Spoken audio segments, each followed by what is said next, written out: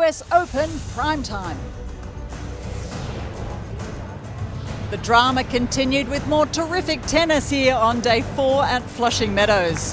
Hello, I'm Stephanie Brantz. It's lovely to have you back with us on US Open Primetime. Mark Donaldson will join us shortly as we wrap up a day where the headline acts were once more the fan favourites Rafael Nadal and Roger Federer. We'll check out how they fared in just a moment, as well as update you on the Aussies in action, including Daria's dashed hopes, some Millman magic and doubles delight. In fact, it was the latter that put the smile back on Nick Kyrgios's face, perhaps even taking the edge off the news that the USTA had fined him for his courtside antics yesterday. Expensive day for you. Is that all part and parcel? You picked up, what was it, about 7K in fines? Yeah, it's not great, but at the same time, I'm not really worrying about that. I just wanted to get the win out there today. We're moving on, and it's probably about half my doubles prize money, so it's not actually too bad. Yeah, it looked like it was working for you today, Nick.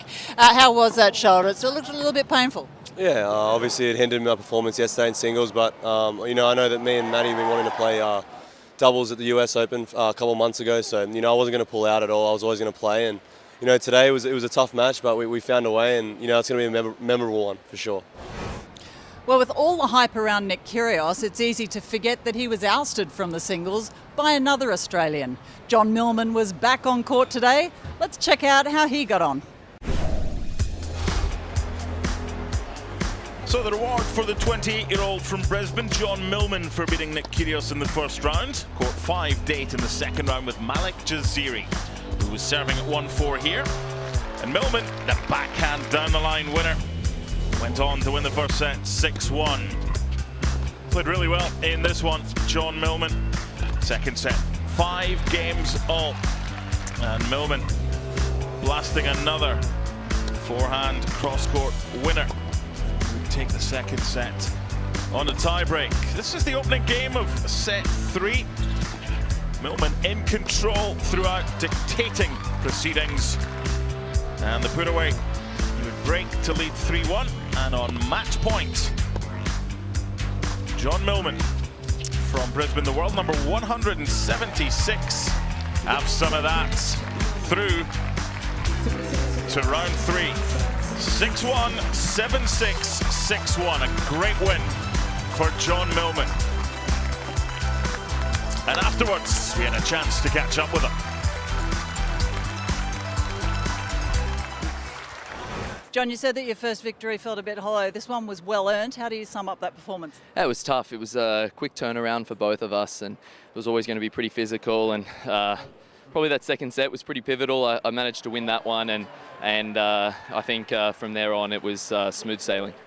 You look like you're having a ball. What's clicking here? What's going so right for you? Yeah, a winning feeling is always good, and since I've come back from injury, I've been searching for those wins, consecutive wins, and what's not to like about playing here at the US Open? It's a beautiful place. It's obviously one of the 4 majors that we really get up for, and I'm enjoying New York. Uncharted territory. How do you prepare for the next round? Yeah, I've played a few third rounds before, just not at the US Open. But look, much of the same. I'm lucky now I get a day off, so all about recovery now, and probably won't hit a whole lot leading into the match because I've got that feeling off the racket. So more about getting my body right and getting ready to go again. We're loving watching you play. Good luck. Thank you. Appreciate it. And there you can see how this part of the draw is playing out. From the start, the most anticipated match has been the seemingly inevitable semi-final meeting of the Big Two. But before we get too far ahead, both men are in action today, and up first is Roger Federer with his second round match on Arthur Ashe. For years, Roger Federer and Rafa Nadal have been going head-to-head in a battle for domination of the men's game, but have never met here in New York. ESPN's own Tom Rinaldi took a moment to pause and reflect on the improbability. Tom.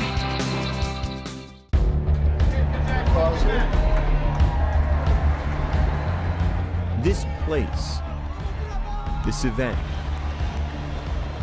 this championship has and has seen many things. It's been contested on grass and on clay and on hard courts. It has seen stars born. Things kept going the right way for me. And legends lose and champions rise. It's Angie Kerber's world.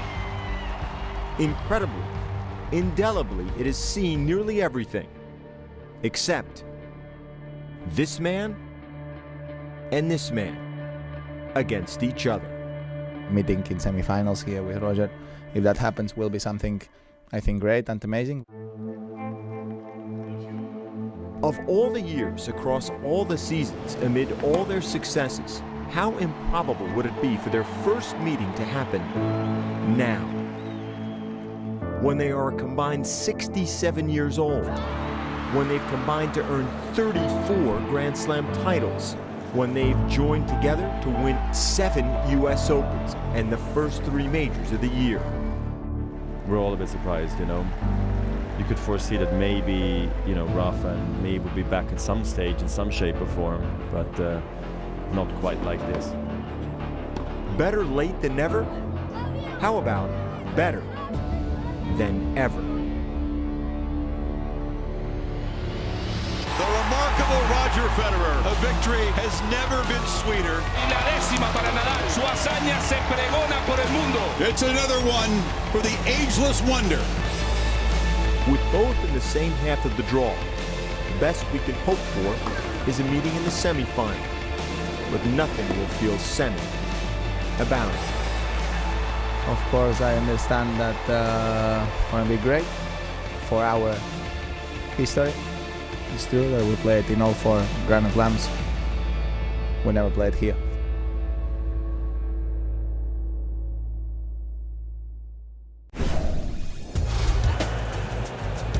When you play someone 15 times and you beat them 15 times, I don't think you've got any problems when you're drawn against them. At the US Open, Roger Federer has Mikhail Yuzhny's number. In the first set, he toyed with him, 6-1. An afternoon session on Ash for Roger, who entertained the crowds against Frances Tiafoe on Monday. But, hold on a minute, Mikhail Yuzhny didn't read the script. He's a former semi-finalist at the US Open, took the second set on a tie-break into set 3, usually serving at 4-3. Never mind not reading the script. The script was ripped up. Mikhail Yuzhny winning the third set 6-4. So if Roger was going to win, he'd have to do what he did on Monday. Winning 5. Now, this possibly was where the momentum of the match changed. 1-2 in the fourth set. Yuzhny pulling up. And a little tap on the left thigh. Still in set 4. Federer serving at 3-1. This is a good rally. This one, Federer eventually coming in. Covering the net really well. Good stretch. Forehand volley winner. 6-4. Federer would take the fourth set into set 5. Federer serving at 1 game all. Remember that little twinge from earlier? Well, it's different. It's the other leg. It looks like the hamstring on the back of the calf. Usually down, but not out, although clearly hampered.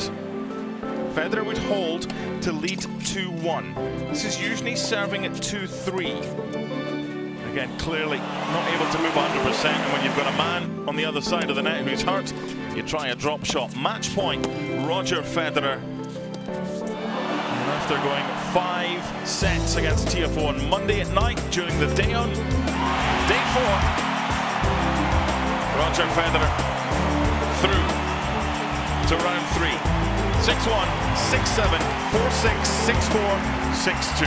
Here he is. You're on a high and you know, you're thrilled that you got through, so you don't look at the negative, or I don't. So yes, I might feel more tired than I normally would going into a third round, but that's okay because my preparation hasn't been good at all here. So I knew I was going to maybe struggle early on, and maybe I struggled more than I would have liked to, but I'm still in the draw, which gives me a chance, and I still believe I'm going to pick up my game and become just more consistent, because I'm not playing all that bad, you know. It's just that I'm going a bit up and down in waves throughout the match, and so clearly I'm happy how I felt after the first round, because that was the scary bit, but that's past now. Now I can just look forward to play tennis, you know, with a bit of fatigue. That's okay. I've done that hundreds of times, so that's not something that I'm too concerned about. But sure, perfect would be right now to be in the third round, 1 set up. That's how it would have been in Wimbledon. but I'm stuck in the second round, you know, which is totally fine too. With one of our big two doing his part, it's now up to Rafa to follow suit. Back to Arthur Ashe, now under the lights. Nadal serves to begin this second round match in front of a packed house.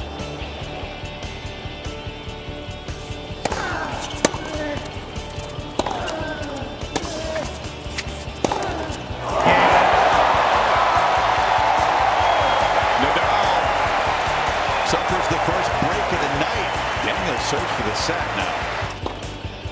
There it is. Surprise, surprise. Yeah, there's a massive stunner in the cards for Taro.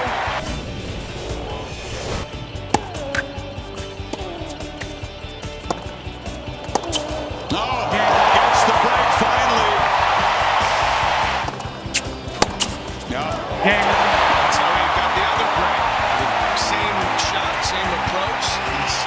Forehand winner. Big serving. As Nadal grabs 5 of the last 6 games to dig out of trouble in the second. Wins that piece.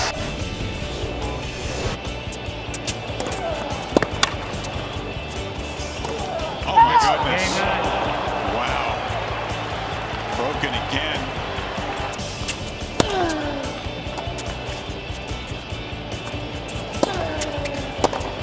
Yeah, finishing off the set with a couple more big forehands, and Nadal has restored order.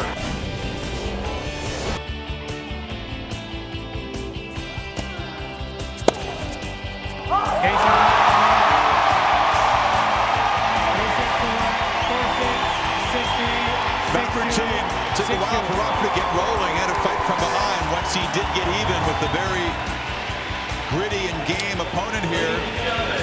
Fatigue set in, the wear and tear, back-to-back days of play, and Nadal able to close it out at 4. The forehand down the line, of course, is a very important shot for me, but there is more shots that are important for me. You know, of course, when I am playing okay, that shot sometimes makes a difference. But today, in my opinion, I hit. I think I saw it on the video screen. I think around 40 winners. That's not a bad number, of course. But 35 from forced errors, of course, that's a bad number. So for me, for a player like me, so I need to fix that. I need to improve that, and I need to play with the feeling that when I'm hitting the ball, I don't want to miss, and with high intensity. That's the way that I need to play if I want to have chances of success here, and I'm gonna work to make that happen. We roll on with more US Open Primetime right after this.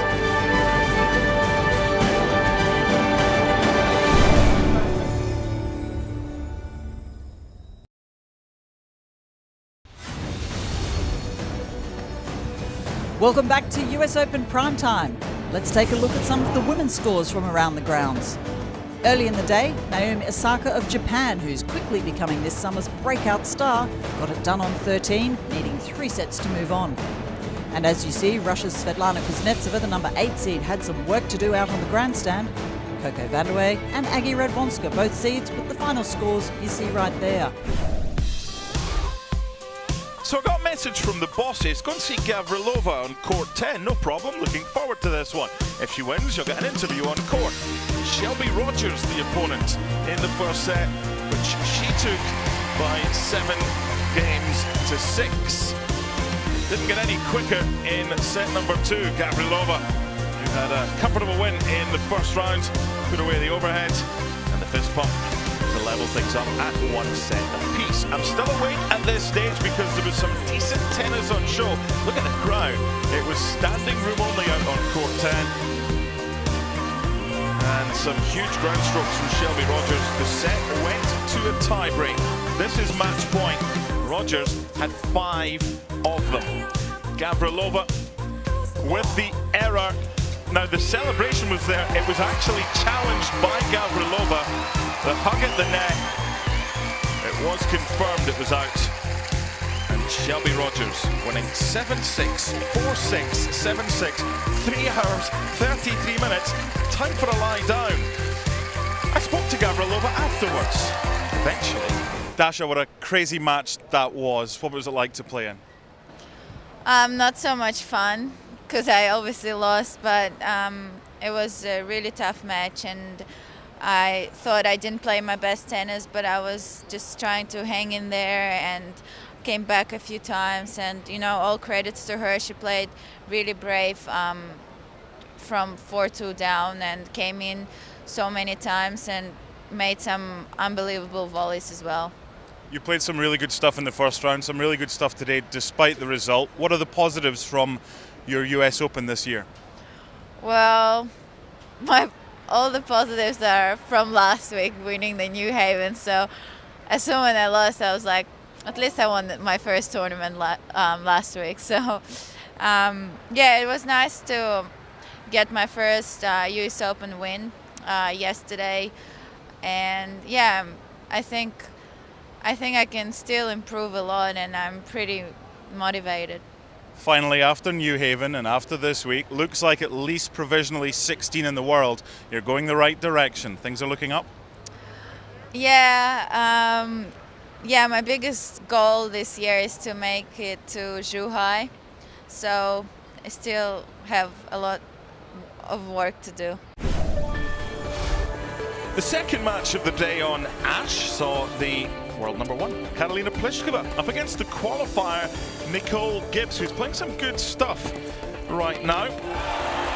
She had a wonderful first set, taking it 6-2.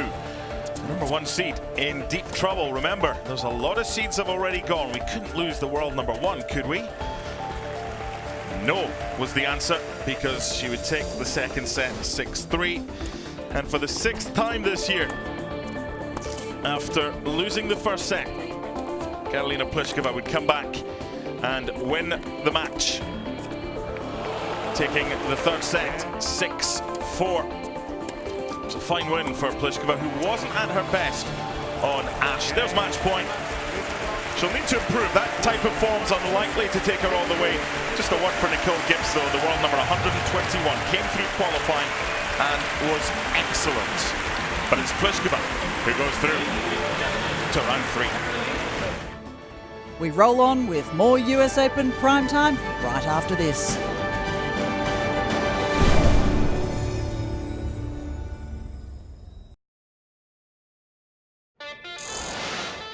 The US Open has, of course, been dominated by Americans, but look who's right on their heels.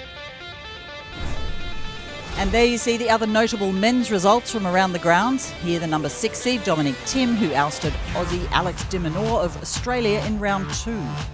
Also in action, number 15 seed Czech Thomas Berdych.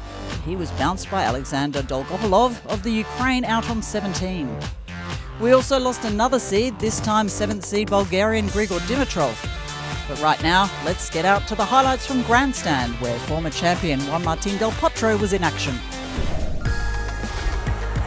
This was decent from Juan Martín del Potro. Round 2 on Grandstand, and the big Argentine playing very well. First set, serving at 1-2, attacking the net, and then the backhand volley stab winner to break, leading 3-2 and go on to win the first set 6-2. Into the second set, del Potro serving at 1-love. As the game wore on, we saw some fantastic shots from Del Potro for his highlight reel. Forehand cross-court winner. And he would win the second set 6-3. Serving at 4-all in the third set.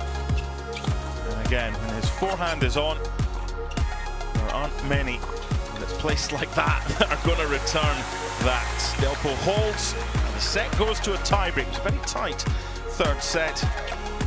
Adrián Menéndez Maceiras.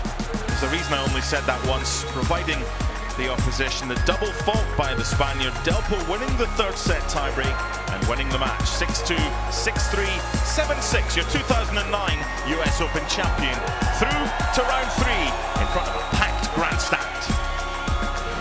Nick Kyrgios is out of the singles draw, but today he hit the court for men's doubles action with his partner Matt Reed. There's plenty of Australian action here to come. You're watching US Open Prime Time.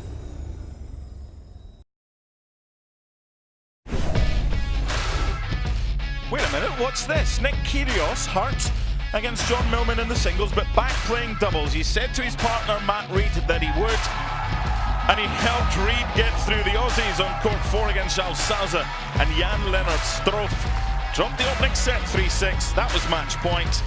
Having taken the second set in a tiebreak, they won the third set 6-4. No swearing today, but he did use his mobile phone on court. It's never dull with Nick Kyrgios. But he's through to the next round with Matty Reed.